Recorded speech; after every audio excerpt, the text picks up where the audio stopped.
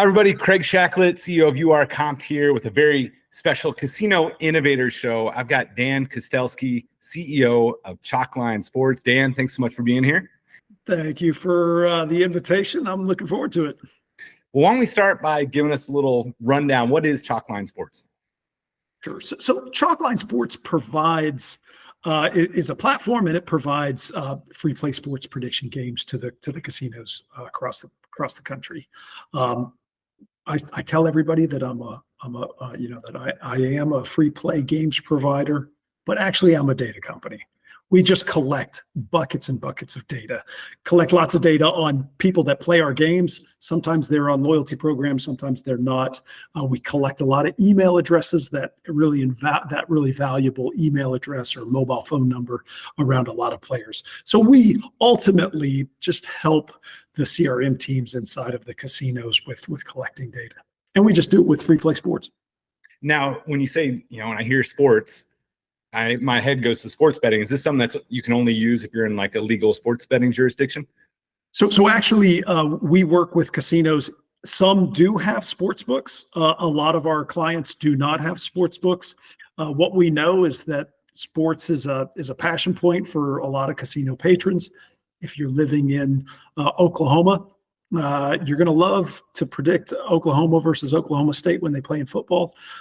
If they happen to do that this year, I can't remember if they're not in the same conference. But so all we do is we just whatever the local teams are. If it's Kansas, it's probably going to be the Kansas City Chiefs. I'm a Minnesota Vikings fan. If you were to give me a free play prediction game around the Twins or the Vikings or the T-Wolves, I'm probably going to play those games. And we just tap into the passion points of those casino patrons. Oh, that's cool. Okay, so you just tailor to the local casino or whatever your client is. You put up games that you think their customers will want to engage in, will want to take aside. So what's in it for the customers themselves? Like, is there some kind of reward if they get it right? Yes. So the pricing is usually pretty modest. It surprises a lot of people how little it actually takes to get people fired up about playing the games. $25 slot, $5 free bet with some of our casinos. But then we also run games like the $1 million free play challenge for the Kentucky Derby. So we do have the ability to provide these large insured prizes. But typically the average prize size is probably on average about kind of $15 to $20. It's about the same as like a gifting company, to be honest. God, okay, cool. So the customers can feel engaged, especially the ones that like watching sports. So they to participate, they got to give some information like the phone number, email address. And is it tied to a player's card number or something? Is that how they connect it? That's a great question. So without a doubt, we ask for player card numbers. Craig, honestly, nobody knows. Yeah. Right. I mean, it's funny that it's the single source of truth for a lot of casino back offices, but kind of none of the patrons really know. So we ask for it. We try to collect it. But then we take that data though, and when we give it to the casino, we're usually putting it into their system. So they're actually able to kind of dedupe and find out who's got player card numbers and who doesn't. A lot of times we're finding 1 out of every 2 of our players do not have player card numbers. So we're finding a lot of kind of net new customers for them. Either they're uncarded, they play uncarded on the floor, they're familiar with the casino, they follow them on social, and then we get them to play one of our games, or they're just net new to the casino. Wow. Okay. So they can get their prize is $10 in slot play or whatever, and that can drive a trip to the casino. Oh, 100%. Player. Okay. Typically we're driving, yes, and most of the casinos just want the foot traffic. So just find winners, get them to come back, one more time. We know that a casino visit's worth, kind of $90 to $110 per visit per player. So how do we get more people into the casino? Guys, the big value props for the casino are, 1, incremental trips they wouldn't have gotten otherwise. But this guy who's stoked that he picked the Minnesota Timberwolves game correctly. He's like, all right, I got to come in and spend my $15. And then you're collecting phone numbers, email addresses, things to fill out casinos. So with their own loyalty program, they could drive trips as well. Correct. So some of the data points, that inform us, I ask almost all of the casinos I ever come across, of all of your loyalty data, all of your loyalty card holders, how many email addresses do you have? Sometimes it's 30, 40, sometimes it's 50 or 60%, but it's still a low number. So there is, to engage with somebody on their mobile phone, digitally, it's not easy. And so, we're just trying to solve that problem using sports, and build that casino database for them. Cool. And so when a casino, and I know we've got some mutual customers, and I know they're all really happy with Chalkline. When they launch, is it something engagement's just driven by people finding on the website, or they typically put like signage around the property, or how does a casino usually like get people engaged with your app? Yeah. Can I actually just show you? I would love that. Yeah. So here's an example of Prairie Band in Kansas. This is their website. They also have an app, and there's a link from the app into our games as well. But you can see that they've got a Play for Fun and they've got a Play for Fun Sports. And so from their website, it goes straight to a completely hosted solution for that we run on their behalf. And as you can see, these games are curated. We talk about it with their marketing team. We talk about it, they do also have a sports book, but we know that the Kansas City Royals are they're very popular. I'm just going to turn this into a mobile view because we typically, it's probably about 85% of all of our games are played on, 80 to 85% of all of our games are played on mobile phones. And so, yeah, really, really simple, prediction games. Who's going to win, total hits. If you don't know it, we provide a little bit of intelligence. First run, when's the first run going to be scored? Everybody's, gaga about Bobby Witt Jr. Take some of the players, and then that's it. They confirm their picks, and then they start to give us a lot of data. And here I'll just fill in some of this, my leaderboard name, and then my zip code. We collect a lot of state and zip code, and then I'm driving them to the next right step. Now, what they want to do is they want, Prairie Band wants people to download their casino app, and so we're doing that. I'm going to continue through to the confirmation, and then I can also just kind of tie that bet into allowing them to build their bet on their mobile phone. They've got a retail app. They've got a retail sports book, but they have these bet builders where you can build this bet, take the QR code in, scan it at the betting kiosk, and it will actually upload all of your selections. So we try to really convert people from free to play sports to whatever that next right step. Interesting. Okay, so it's so if the property has a retail sports book, people can actually wager money. They can start out here, and then you essentially like pre-fill out a parlay card or pre-fill out bets, and then they've got to go into the casino to have that done. So from a channel perspective, their website is a big one. They've got an email address. They've got emails that they send out. Here's another example of I never knew this, that the Sunflower Showdown was a thing, but it's when Kansas and Kansas State played football. I'm a sports guy, but yeah, this was new to me. But so they send out posts and tweets and Facebook messages and across all of their kind of owned and earned platforms, they promote these games and allow people to play because sometimes the uncarded markets, uncarded revenues sometimes are 30 to 40%. So even if they come into the casino, there are still a lot of people that follow them on social and engage with them digitally. So we're just trying to again just collect as much information as possible. We just do it with games that we know everybody cares about. So that seemed very intuitive for the player, easy. I place my bets. You put the spread and the odds on there. So from a player perspective, I picked those 4 bets, the Royals game and the hits and all that. Do I get an email that shows my bet? How do I know if I won? And then what's my next? That's great. Yeah, that's correct. So we are absolute gurus when it comes to email marketing. We send out millions of emails a month. Transactional emails, definitely. So when we're talking about thank you very much for playing the game, we send an email to that person. And we get good data, by the way. I want to reinforce this. Nobody's going to give us a burner email account or mobile number because they want to actually win the prize, right? So that we get good email, get good emails, and then we send them an email, say, hey, thanks a lot. And on that email, we also have brand messages. Maybe they're running a big jackpot slots tournament that's happening that weekend. Maybe there's a big giveaway. Maybe the prize is tickets to the next Kansas City Chiefs game. So whatever they want us to promote on those, we've got kind of ad units that are built into not just the games, but in the emails as well. And so then after the event is over with, they get another email that says, hey, check the leaderboard or check to see if you've won. And then you could go back and see which picks you've made and whether or not you've won or where you stand on the leaderboard. That's really cool. Well, so I think I got a good understanding of the product now and the benefits. I mean, the benefits are obvious, I think. And then I guess real quick, without getting into necessarily specifics, is the pricing model, is it based on engagement? Is it a kind of a flat monthly fee, or what? How do you typically engage with casinos?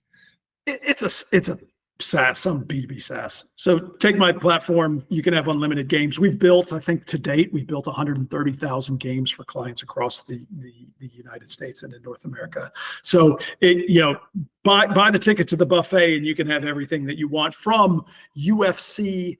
Obviously football season is coming up and that's huge. But I mean, like UFC over indexes for all of our clients. NASCAR games over index. We've been running a Caitlin Clark bingo game.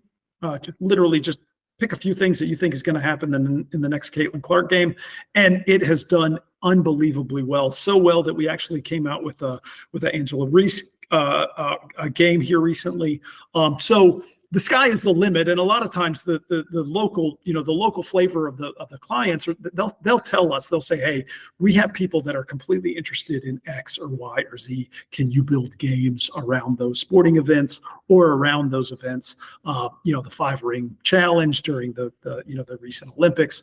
Those are all things that we are completely capable of doing, and we roll out with kind of a single price point. Nice. All right, and then I guess going back, I'd love to hear the origin story. So how did you come up with the idea for Chalkline? Yeah, so back in the day, I was running an online sports book in Africa, believe it or not, and I was in Johannesburg, and we went to this casino group called Sun International. They had 15 casinos in Southern Africa, and we said to them, look, online sports betting is legal and you all don't have it in your casinos. Why don't we partner? And they said, okay, this sounds like an interesting idea. It's all gambling. And so the partnership turned into an acquisition. They bought our company. I became head of sports betting inside of this land-based casino group. But what I learned very quickly, and the first thing that I did was I said, okay, great. Where's the loyalty program? Who's got the loyalty program database? I don't want to send out snail mail because that was kind of the flavor. And it actually, believe it or not, it's still the flavor of the month for a lot of marketing teams. But I just wanted to send an email out to everybody.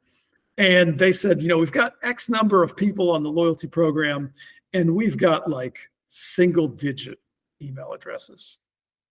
And I just thought, man, how are we going to tell everybody about this online sports book? Like, this is going to be difficult. So I lived it. I for 2 years, I was, working with the marketing team. We're trying to build, awareness for this, organic sports book. And when was this? Like, what year range are we talking? This was 2013, 2014, 2015. Okay. Yeah. So this was a few years back.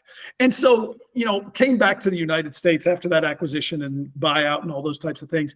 Came back. I ran an online horse racing business.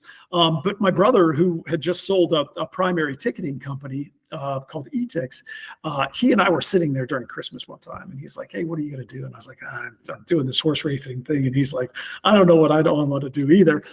Both of us with a fair amount of entrepreneurial spirit. So we came up with this idea of Chalkline, where we're just going to go and help all of these casinos build their own brand. And that's really the genesis of it. How do I go to a tribe?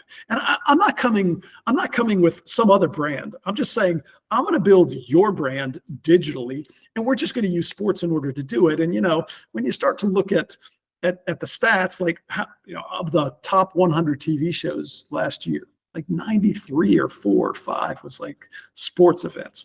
So, I mean, sports are are on the rise. There's a lot more passion for sports, and it's just a great tool in order to engage with casino patrons. And so all we do is just leverage that. That's all we do. But the technology, and the another part is the technology around providing them with like almost a turnkey solution. I mean, this. You can't go there and it'd be complicated or difficult. It's got to be so zipped up. And so, I mean, we can get a casino out the door in a matter of, a couple of weeks if we've got, some support inside the casino, and it's not much.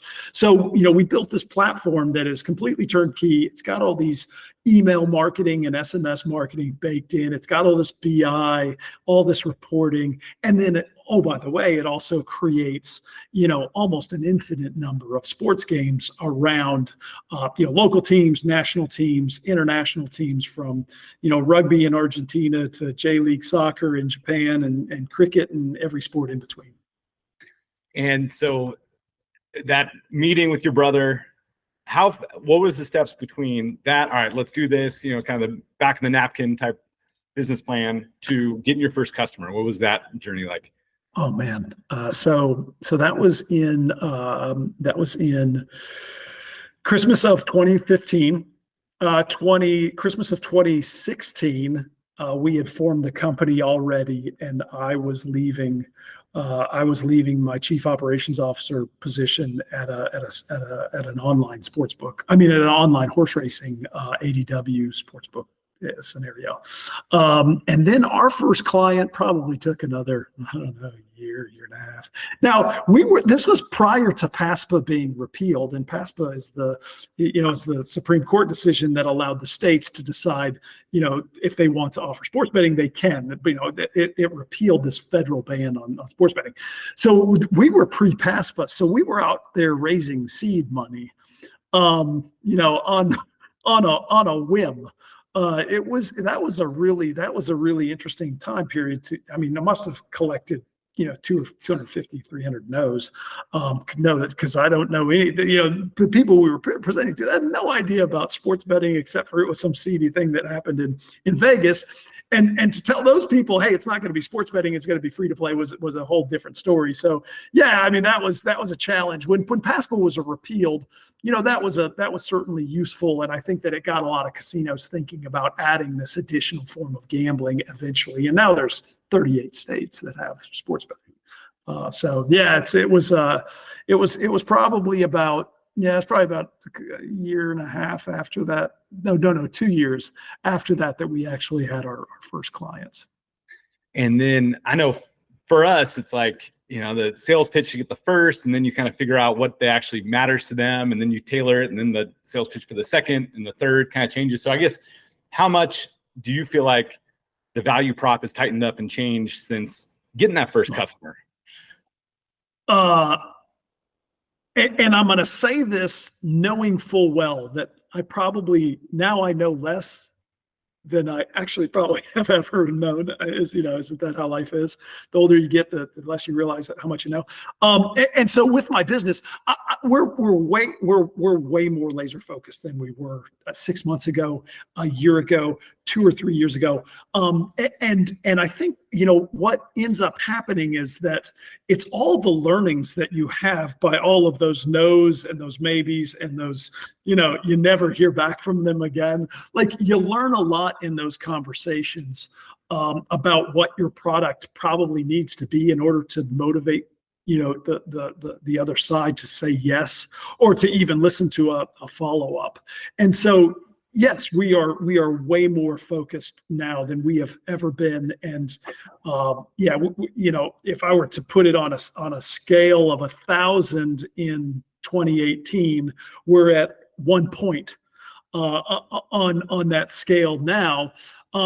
with just so many lessons learned, and still so many, we're still learning about integrating into the casino ecosystem, where we need to be, where we need to be taking our data. At first it was, we create games, and now we're a data company. We just use the games as a hook. So I mean, even the pitch has probably changed quite a bit. Yeah, it is funny. Like when you go in, you start a business, or this is my experience. I just thought, okay, well, if we can prove we'll make them more money, then they'll buy it. But then you get in, you start selling, and commercial operators are different than tribal operators, different than non-casino businesses. And it's not always bottom line revenue that moves the needle. It could be a lot of different. No. Yeah, and you talk to the VP of slots over here, and you're talking to the database guy over. I mean, like what we found with this new product, trying to penetrate the casino industry, is just that, who's in charge and who's the decision maker. It is not the same position is not the same title, not the same position. I mean, sometimes you have no idea who's actually the one that's making the decision, and that's really important from a sales perspective. Well, Dan, this has been amazing. I love talking to entrepreneurs, and you are the consummate entrepreneur. I definitely want to do this again and hear more about the backstory of getting to South Africa and all that. I mean, it sounds fascinating. So if somebody's listening to this, they want to find out more about Chalkline Sports, where should they go? Yeah, just go to chalklinesports.com. You'll find options to set up meetings with me.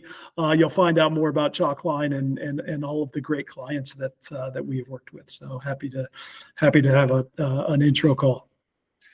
Dan, thank you so much for your time, and let's do this again. Awesome. Hey, thanks, Craig. I really appreciate it, man.